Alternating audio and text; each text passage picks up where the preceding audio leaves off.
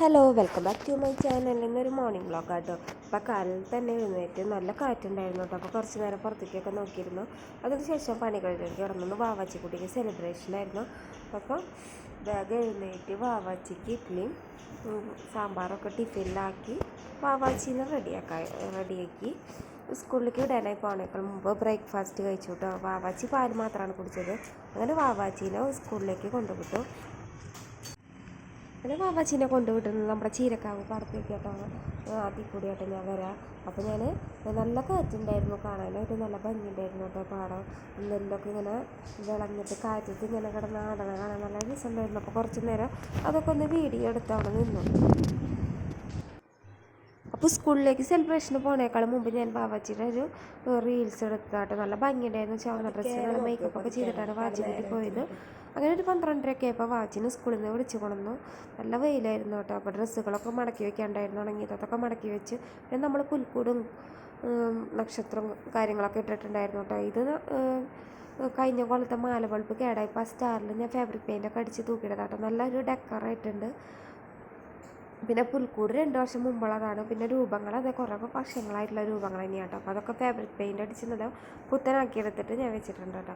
പിന്നെ 2 wreath ഉണ്ടാക്കിയിട്ടുണ്ടായിരുന്നു, Christmas wreath. അപ്പോൾ ഈ ബ്ലാക്ക് റീത്ത് എല്ലാവർക്കും നല്ല ഇഷ്ടമായിട്ട് നല്ല ഭംഗിയുണ്ടെന്ന് പറഞ്ഞു. പിന്നെ അതുപോലെ തന്നെ ക്രിസ്മസ് ട്രീ ഒക്കെ കഴിഞ്ഞ പോലെ നമ്മൾ ഉണ്ടാക്കി തന്നെയാണ്. അപ്പോൾ അതൊക്കെ സെറ്റ് ചെയ്തു. പിന്നെ 2 ക്രിസ്മസ് അപ്പൂപ്പന്മാരെ ഒരു നേരത്തും തൂക്കിയിട്ടൊന്ന് ഒന്ന് ഞങ്ങളുടെ റൂമിലും വെച്ച് കിട്ടും. പിന്നെ വാവാച്ചി ചോറിനേക്കാളും മുമ്പ് അവർക്ക് അച്ഛനും വെള്ളം കലക്കി കൊടുത്തിട്ടുണ്ടായിരുന്നു.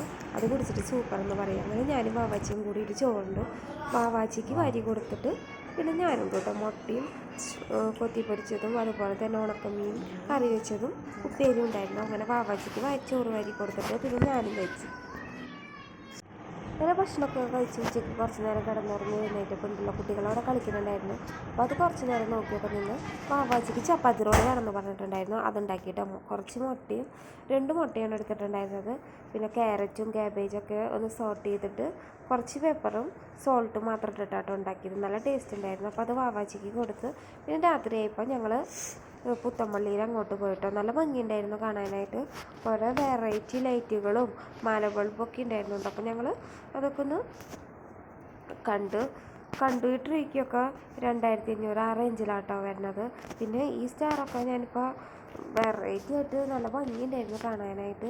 അങ്ങനെ ഞങ്ങൾ അതൊക്കെ കണ്ടു കഴിഞ്ഞിട്ട് ഞങ്ങൾ അക്ഷയയ്ക്ക് പോയിട്ട് ഡിന്നർ കഴിച്ചു കേട്ടോ. അപ്പോൾ മസാല ദോശയാണ് കഴിച്ചത്.